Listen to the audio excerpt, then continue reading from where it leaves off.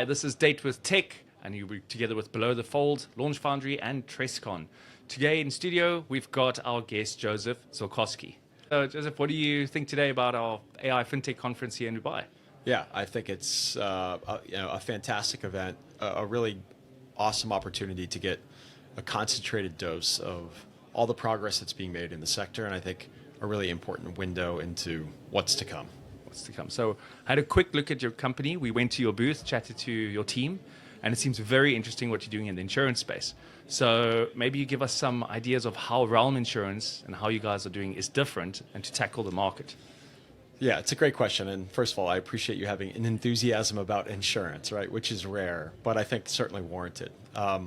Since we launched in late 2019 as an insurance carrier, our kind of point of differentiation is that we are really focused on supporting companies that are operating in innovative and transformational sectors. So, as you know, familiar with the insurance industry, it's a $6 trillion market, right? And so much of that capacity is focused on supporting and solving for traditional risks arising from traditional operations undertaken by traditional companies. And our entire proposition is companies that are in these transformational, innovative sectors. And one of the reasons that's important is because if you're a company doing anything new, right, or you're operating in a new industry for which there's not a substantial amount of historical loss experience, you become almost uninsurable, right? And so we've been focusing all of our time and energy on building products and underwriting solutions to support these types of companies. And as you probably know, the insurance industry is very archaic and old. You said it, not me. A lot of that tech falls behind as well. Yeah. So how do you guys bring technology together in your space? Yeah, so I would love to sit here and say we've got these really sexy machine learning models that are processing thousands of data points to help us make really informed and profitable risk selections. But the reality is, to get to that point, you need to have data. Yes. And when you're operating and focused on underwriting companies in sectors where that data is absent, right? We see it as part of a requirement of our standard operating procedures to gather as much of that information as we possibly can on every single account that comes through the door. And so while 2020 and 2021 and even 2022, a lot of our underwriting decisions were very manual. And by that I mean evaluating all the quantitative and qualitative information that comes in on a particular account, ranging from detailed financial statements or detailed cap tables to investor decks or cash flow runways. And as we take that really diligent risk selection and underwriting process across each account over the course of a week, a month, a year, you begin to develop a unique data set, right? And it's that data set now that we've amassed over 10,000 submissions for companies operating uniquely in these sectors that has put us in a position to start using technology to streamline that underwriting process and put us in a position to move faster and smarter as time goes on. Oh, that's great. So looking at that and taking that data and obviously understanding that, what kind of markets or emerging markets do you guys see yourselves putting in, or customers that you go and find or come to you to try and get insured?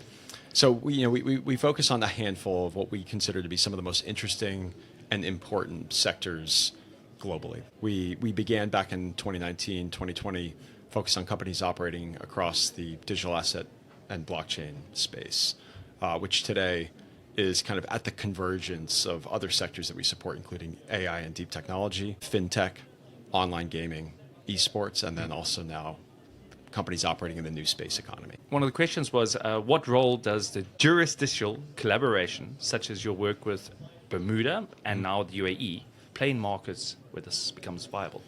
Yeah, so as you know, and maybe perhaps some of your listeners don't know, insurance is a very heavily regulated industry, right? And when you look at the challenges for a company operating, let's say, in this market to access the type of capacity for insurance products that they need in order to satisfy stakeholder requirements, for example, if you are a virtual asset business seeking a license from VARA here in the UAE, which is the Virtual Asset Regulatory Authority, as a condition of obtaining that license, you have to satisfy insurance requirements for directors and officers liability, professional liability, and crime, right? So, as a company operating here, it would be great if you could just turn to the local market, efficiently get the coverage that you need and move on to your regulatory effort, and ultimately get your review and approval from VARA. But because there's so little capacity available to support these types of companies globally, these companies have to work through really complex intermediary channels to access our capacity back in Bermuda. So the beautiful part about having a DFSA regulated insurance intermediary here locally is, we now have an office in the DIFC. We have underwriters here based locally. We have a compliance team that's based here locally. So really the objective for us globally is to maximize the accessibility of our products and solutions for companies that are doing the things that we want to insure. So really the important part is having a regulated entity here in the UAE puts us right on the front lines with brokers and companies that are operating these really innovative sectors, and then we can use our capacity back in Bermuda to provide that reinsurance support, working with our local insurance partner here, Leva, in the market. Yeah, that's awesome. Does that make sense? Yeah. So then the question was, you said it was heavily, heavily regulated. So being part of insurance myself and understanding the insurance game, I understand the regulations come really stringent and strict. So if you're looking at these new companies that you're looking at and who you can insure, how does that work with regulation, where there's items in regulation that can't cover them, but people are asking for cover on something unique? I'm sure you've gotten to where you had to kind of play in the gray area and try and go back to the regulators, probably saying, help us with this. Have you ever had that? Yeah, absolutely. I mean, if you think about the point of insurance regulation as a starting point, right? Regulators want to avoid insurer insolvencies, right? And so a primary concern of a regulator looking at Relm's business model is really understanding what are the risk mitigation, risk assessment practices that we have in place in order to confirm that we have the ability to make informed and profitable underwriting decisions. Now, if this was 2020, we'd have a lot less of a track record to point to for a particular regulator that had a line of questioning, around our ability to underwrite effectively and profitably at scale across these industries.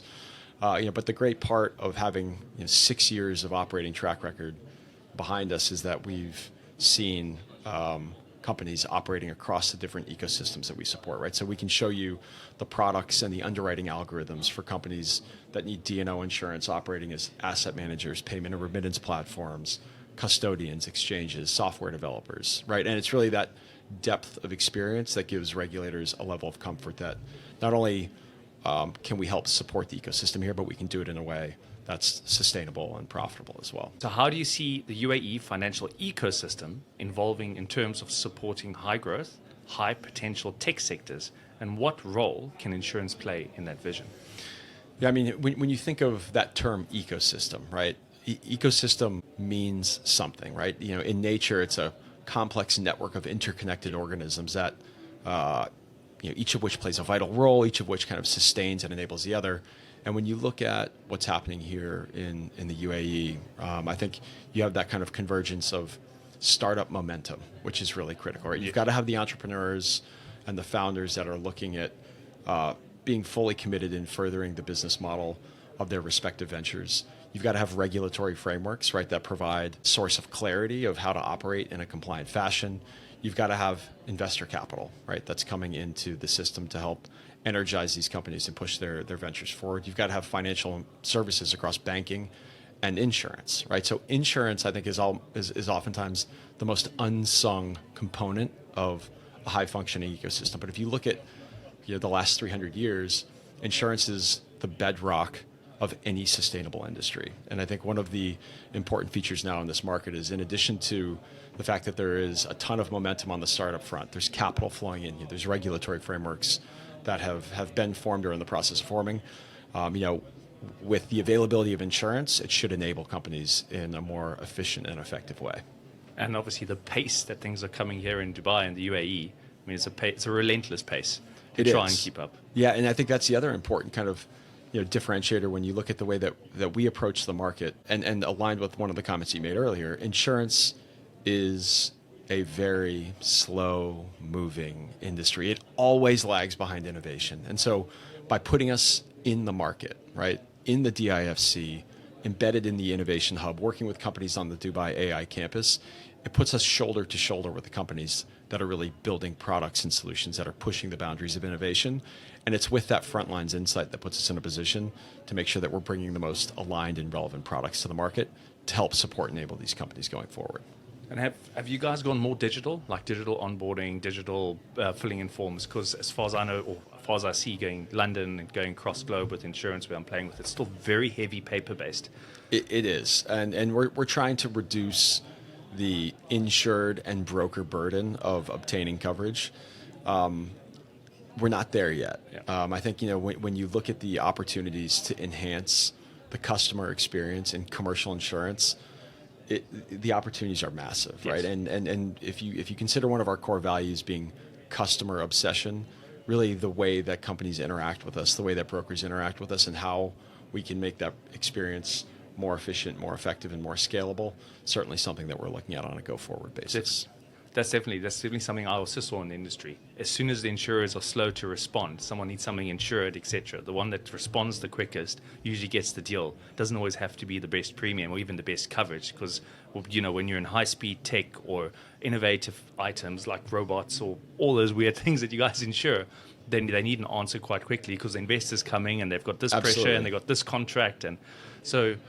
Looking on that, you probably get a lot of contracts. Hi, we need to insure for this. The contract says so, and there's no coverage that exists. Yeah, no, you're 100% right, hitting the nail on the head. I mean, that is a critical part of the insurance buying experience, is the efficiency and the accessibility and availability. And certainly, I think when you look at the team that we're building, that's underwriting very competently across financial lines, professional lines, cyber, crime, casualty, property. One of the other differentiating factors is we can now accommodate requests for insurance across the P&C and specialty spectrum. So as a point of efficiency, we're able to give companies access to those coverages through package policies, creating consistent terms and conditions, and a more efficient onboarding and offboarding process. Yeah, definitely. And how the products get broken down. So I've been involved with the Accord messaging language, or Accord group. Oh, okay. Where they've got the strict, these are your products, this is how you must break it down. Yes. I see your head going. And Yeah. there's so much in that gap missing that There people are is. just slotting it in either under cyber or business all risk, and it becomes just those categories, which it should create new categories now for the new emerging items. It really should, and I think that's one of the other differentiators is we're really bringing subject matter expertise and underwriting experience, and we let those two powers combine to ensure that we've got relevant and aligned insurance products. So when you look at one of our products, for example, is called Sigma. It's a multi-line package policy that provides coverage for directors and officers liability insurance, professional liability, cyber, crime, fiduciary liability, and a couple of other core important coverages. And we're incorporating relevant terms, relevant terminology, arising from companies operating in the blockchain space or AI, so that we're bringing contract certainty, we're bringing consistency across multiple different insurance products, and hopefully making it easier for insurers, not just to understand the coverage they're buying, but in the event of a claim, what happens, right? And our products are really designed to bring that type of clarity to complex situations that everybody hopes to avoid, but certainly they're going to encounter at some point in their entrepreneurial journey. So looking forward, ahead, the future, Relm, where do you see it going? How big? I mean, always looking forward, always concerned with how we can contribute to the building of the future with by creating solutions for complex risks in innovative markets.